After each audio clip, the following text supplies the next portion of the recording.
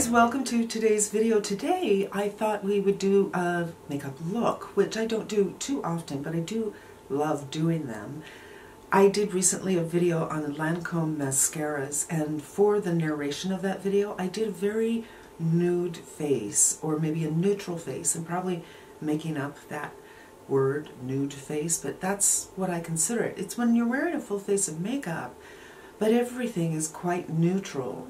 And it's not something I do very often because I love a blush.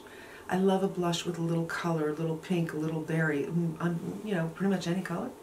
And I love a bright lip, or a lip with some kind of color. But I did like that look very much. I have done it before, and it was a year ago. I think I did it last, and I got comments on it. So I thought I'd show you how I went about getting that look. I feel that when you get a little bit older, you are more mature, looks like this, pale lips especially, can be a little bit dangerous. If you picture in your mind's eye yourself as a 9-year-old, or any girl as a 9-year-old, you know, you might remember just this alive look to the skin, even though you're not wearing makeup. The blood rushes to the surface of the skin, your heart isn't clogged, you're probably kind of active, even though you don't know it. And the alive, fresh, youthful look includes a flush to the cheeks. Now by comparison, think about a movie where somebody's on their deathbed. It's their last rites. They're uttering their last words. They look incredibly wan, because the heart isn't pumping, because the blood isn't at the surface of the skin, and their lips are ghostly. They're the same color as their skin. Pale lips make me look like that. It's very difficult for me to get a pale lip, but I did use a color that I love so much that works for me for a nude lip. So that's what we're going to do. We're just going to do a nude face. I'm going to scooch in a little bit. I'm always leaning over like this. Hello. I'm going to scooch in a little bit, and we'll start with foundation, and let's get to it. As always, my nose is running. I have allergies in this season. I'm going in with the House Labs, and I'm wearing on my face the Tula sunscreen, which really knocks out a lot of my redness, but I love the finish that this gives me, so let's give it a go. We're going to start with one. Usually one does it. I haven't used this for a couple of days because I had recently tried this from Jane Iredale and just wanted to try it with different sunscreens and whatnot. But I'm going back into the House Labs. It just does something amazing for me. And it's a little bit more emollient than the Jane Iredale. Not terribly so. All right, there it is. I still have plenty. One pump all over the face absolutely works. I am looking at my monitor once again thinking I am not seeing what I'm seeing. It looks super cold in my monitor, and this seems a little bit better. I adjusted my camera and I turned it off and on, and yeah. All right, here we go, you guys. So this is the foundation. I do want it to set for a little bit before I go on with anything else on my face. So I'm going to take the Patrick Paw palette. This is the first palette he did, the Major Dimensions palette, and it's just an ideal palette for every day. It's not too warm and it's not too cool. In fact, I have found I can do this, this, this, and what my look looks like depends on if I go in with this for deepening or this. They're both dark browns, but this I tried last week sometime, and I kept on looking at my eyes thinking it looks like I'm wearing a cool eye look just because I switched it up. This one warm with reddish tones, this one cool. I just love it. So I'm just going to start with this all over the lid and work myself this, this, and one of these two.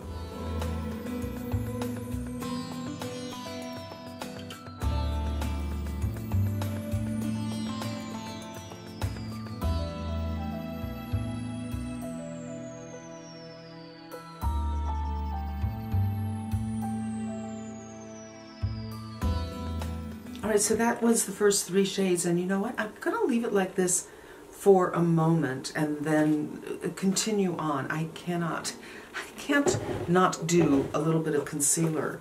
And I'm just trying to figure out what's the best color for this foundation. I'm going through his concealer thing, you guys. I think I might have to do a video on all my concealers and then chuck things. Maybe they're getting older. I don't know. So this is the Kosas. And using it with the Beauty Blender, you'll get a really light coverage. And that's fine. Just a little bit today. I did get a little bit of the foundation under my eyes, which is very, very helpful. Okay, now I feel like I'm a little bit more human. There's a little bit of sheen on my face, but I don't think I want to powder. I think I'm good for what I need to do next. So now I'm going to bronze up a little bit because this is really solid coverage and I think I need to bring some life back. I'm going into my Charlotte Tilbury. This is a number 1 and my 37 brush from Refer.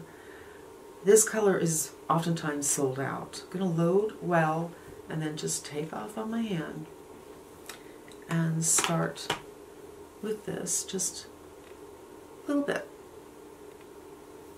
I'm not looking to look tan, just want to add some life back to the face. So I'm taking the bronzer pretty high because when I get color, it's not down here under my cheekbones. That's where you put a contour color. And same thing on top of the cheekbones and right up here, kind of under the eye. And just so skin is relating, I'm going very soft. See, my skin's hardly moving? Well, just so the face doesn't look lopsided color-wise. So just that has helped give me a little bit of life and brought some dimension back to the face.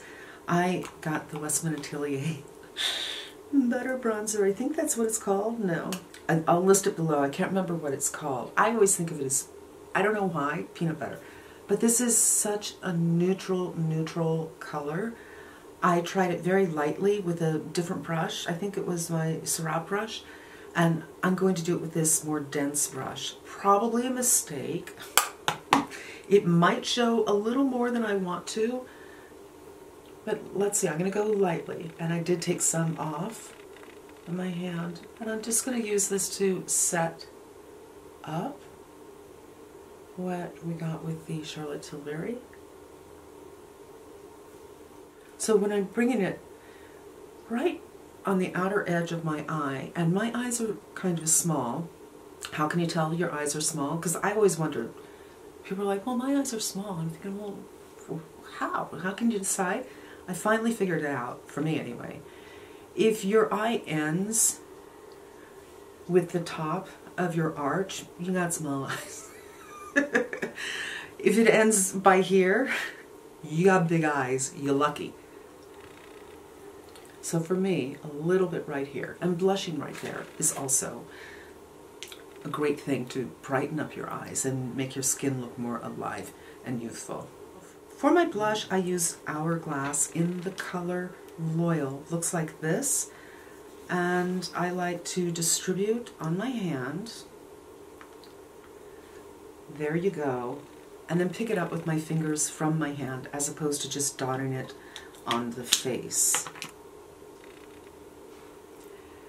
And it's super neutral, but look how it just brought a little bit of life to the face. Again, outside the eye, but I'm going not quite to the iris, but to the whites of the eye. And that's where I'm starting. And I'm keeping it high. Then do you see from side to side how it's just, poof, brings a little life to the face. But it's not pink. It's not blushy looking. I actually do think there's a lot of pink to this. But it's like pink clay.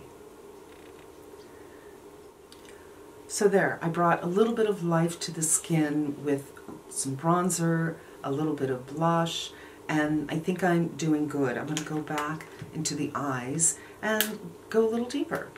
So I think I'm actually going to go with this color. This is a Wayne Goss brush, but the print is so small. I have no idea what it's called. But this is kind of shaped to be good for hooded lids because it's a little bit of a candlestick. So raise the eyebrows first and then lower to see what is visible when the eyes are relaxed. And hardly touching. That's how pigmented these are, but they're still workable. And cleaning that brush, I have a bunch of little wrinkles who've been threatening to form into big wrinkles right there. So I need to spend a little bit of time in that area. And I'm going to leave it that way. You'll see very commonly people will actually go up here and then pull down, but I'm going to leave it kind of open today. And now just a little bit of eyebrow. Just want to make the brow a little thicker by filling this under the arch. And now I'm just going to go over with my Beauty Blender, which I know is weird because this is set for a while, but I just want to make sure that I'm super blended. And going over a Beauty Blender at this point, if you feel you have a little too much foundation on, can help that. I just want everything to be super, super seamless. And I put a little more concealer on out here to help with the shape that I was doing with the eye, and I just want to help that as well. I'm going to go in with, this is a blush called Dubonnet from Jane Iredale, and I'm going to use it as a contour, taking the Wayne Goss, I think it's called the Airbrush, which is perfect for contouring. I usually use this for powder, but I'm taking the tip, laying down that powder, and then I like to do a bit of a triangle. So this is the shape, not exactly, but not doing just a line like this, and taking this side to blend it. And if you have a rounder face or a bigger face, you can kind of bring that over to the edges like this. Many women, as they get older, they lose fat in their face. They do not have that problem, but they can actually kind of get very narrow right in here and start to look like a peanut head. I don't have that problem either. So sometimes if there's nothing really left, but there's a line right here in the forehead, it kind of goes with the line at the end of the eyeshadow. And you guys, this is a detailed kind of tutorial for this nude look. It's not any more makeup than I normally wear, generally speaking. Now I am going to powder with my by Terry, same brush, and just work on the shine in the middle of the forehead, and the shine right here. And then when there's hardly anything left, then I go under the eyes. I'm still trying to figure out what Lancome mascara I like best. And I saw Lisa Eldridge use this recently, but instead of doing what I did, which is this curve lining up here, she used this side. So I'm going to try that.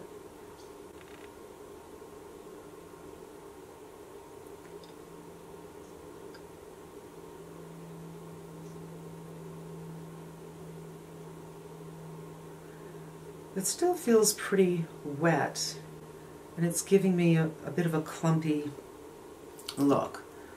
But this time when I went in, I just kind of pulled some of this off. Ew.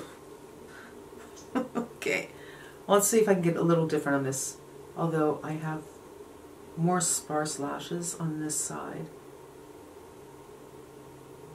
Yeah, I like it better if I kind of clean off that wand on the way out. Alright, still undecided, but there she is. Can you see the difference from one to the other? I do. Yeah, I really don't know how I feel about that. I'm going to do a little bit of a gray liner for my tight line. Gray is a little bit softer then black. And brown can work as well. And now all we have left to do is the lip. The lip, unfortunately, is discontinued, which is so heartbreaking because I'm not a person who can just put on a nude, go, yep, that's the nude. It's really like Princess and the Pea.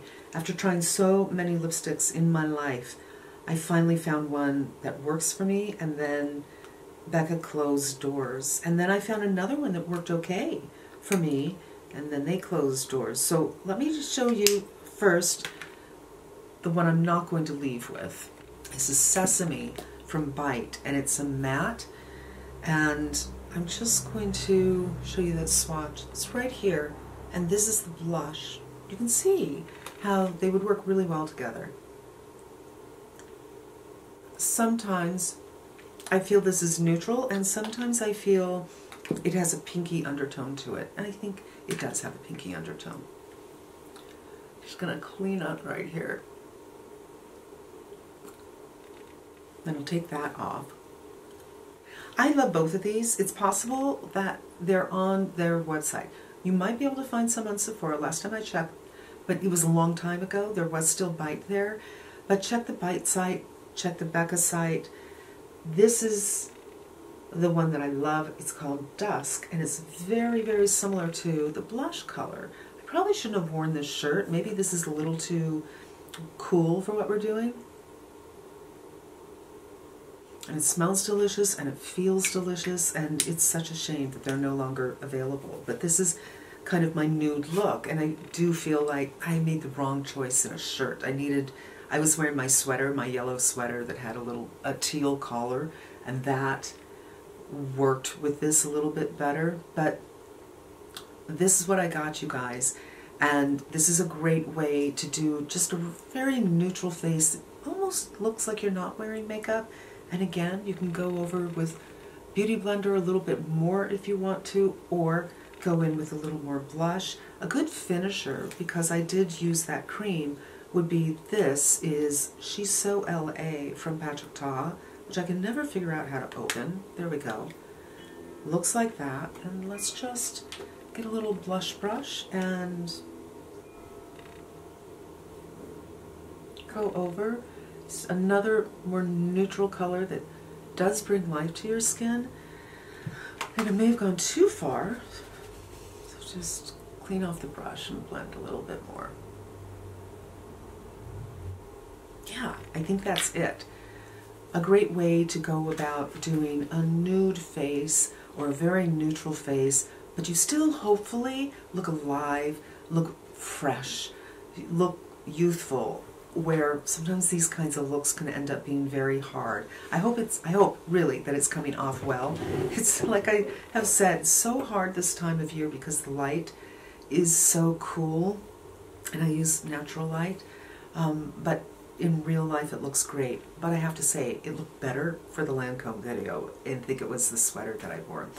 You guys, that is going to wrap up today's video. I hope it was helpful to you, and maybe I inspired you to try something that you have also kind of been a little bit afraid of doing because it didn't look quite right. It looked a little bit deadening. Sit down and play a little bit. You probably have colors that are in this kind of palette, and if not, go out and get some. I'll link everything down below. And that's going to wrap it up. Until we meet again, be safe and smart, and I'm wishing you good health.